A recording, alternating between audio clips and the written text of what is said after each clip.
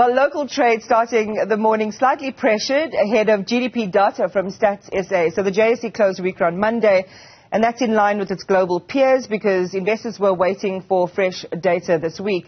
FNB Wealth and Investments Analyst Sithembile Bopela joins me now for analysis. And as always, Sithembile, good morning, welcome. Give us an overview of how the markets are looking this morning. Very good morning, and thank you for having me once again. As you mentioned, I think international markets are definitely contending with a number of elements this week. There's key economic data releases out, but there's also, Fed commentary, which has been very much top of mind. We did see U.S. stocks come under pressure overnight. Investors, they're waiting key jobs data, but also awaiting, Jerome Powell's testimony to the House of Representatives on Wednesday, but also to the Senate on Thursday. And I think one of the sentiment drivers as well has been, some commentary from Fed speakers, which suggests that, given the current environment, there isn't any pressure necessarily for the Fed to start cutting rates, or at least not as quickly as the market has been anticipating. There just isn't any pressure given that the labor market has remained quite strong and, and growth has been above trend. And we've seen some of the economic numbers coming through from that economy have been quite robust. And so there is some of that caution in the market in this week.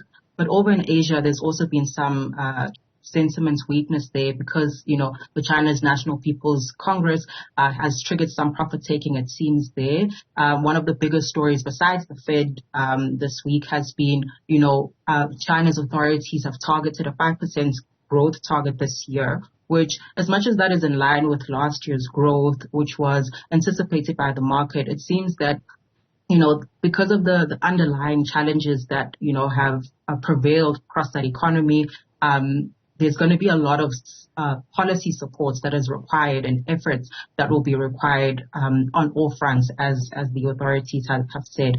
But I think, the market isn't quite convinced, as we did see equities in that region come under pressure. I think it means that it's going to require major additional intervention as the country, continues to grapple with the pronounced slump in the property market, but also the geopolitical instability that we've seen there, as well as deflationary pressures that we've seen. But locally, again, with those in mind, the local market is also anticipating, key GDP as well as PMI data this week, which I think is also driving sentiment. Well, here's a key thing South Africans are going to be looking towards, and this is Stats SA. They're going to publish their latest GDP data.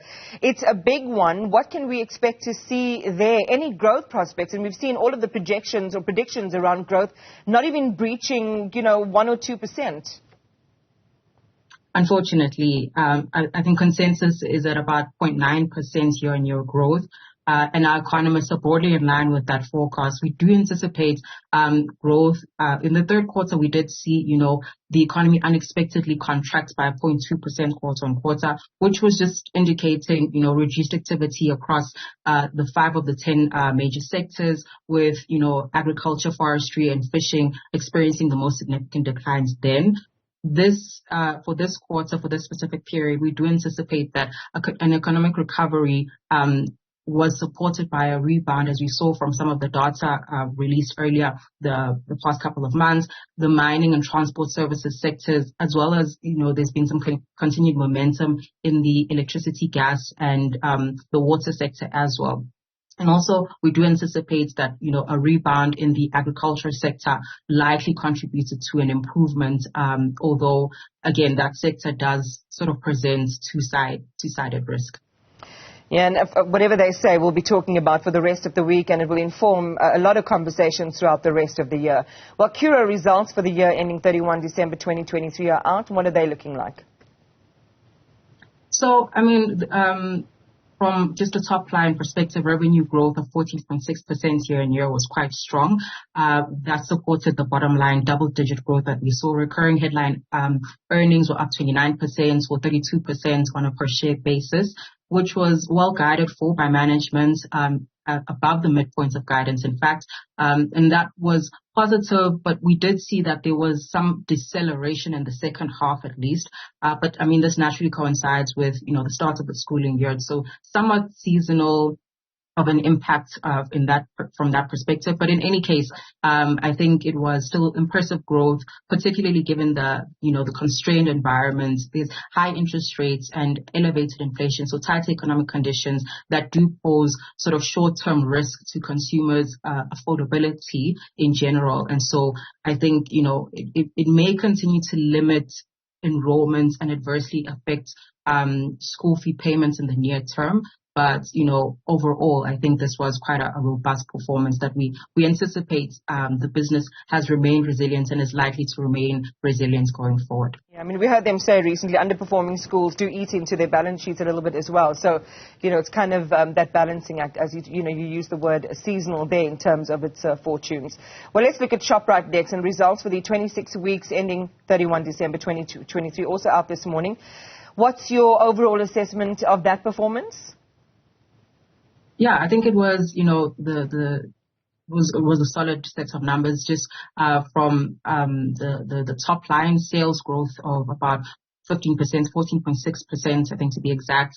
The increase in the sales from the core business was well ahead of selling price inflation against a tougher base, and against a very tough operating environment. Again, affordability constraints to consumers, reduced disposable income. I mean, we were very well aware of the economic constraints on consumers. So to see this level of growth from a retailer is quite strong. It's quite robust, and I think ShopRite has overall been has been a clear winner, I think, within the retail space, the food retail space in South Africa. And that's been, driven by a number of things. I think top of mind is just their agility to adapt to changing operating conditions, just being able to, we can go back as far as the pandemic, being able to adapt to those dynamics with, the tactical launch of the 60/60 on-demand delivery app, which was, I think, a game changer for them and still is. And then, being able to take a hit from the harsher energy crisis that we've seen over the past couple of years, but also, because of their strong balance sheet, because of their cash generative capabilities, they were able to sort of take that on the chin and keep going and, gain market share and outperform the peer group, which I think is likely to remain, a leading competitive advantage for them going forward. So overall, I think, quite a robust set of numbers. They did, see quite a strong second quarter, which I think was anticipated, was expected, underpinned by, Black Friday sales, strong festive season trade, and as I mentioned, continued market share gains for them, which, continues to be a major positive. And so, I think, overall, quite a positive set of numbers. On the downside, or at least on the less positive side, we did see the furniture business come under a bit of strain. That wasn't a surprise. It is quite a cash, predominantly cash business. We did see some of the same rhetoric from, the likes of Lois, the likes of which did mention that, some of the cash elements of the business came under pressure, where consumers in this environment have been leaning more into credit. So not an entirely big surprise to see some pressure or softer growth in that business. But overall, definitely positive numbers, tracking well against consensus. Yeah, that last piece there is certainly a sermon in innovation and resilience. So thank you very much, Sithembile Bopela. We'll check in with you again in future. Well.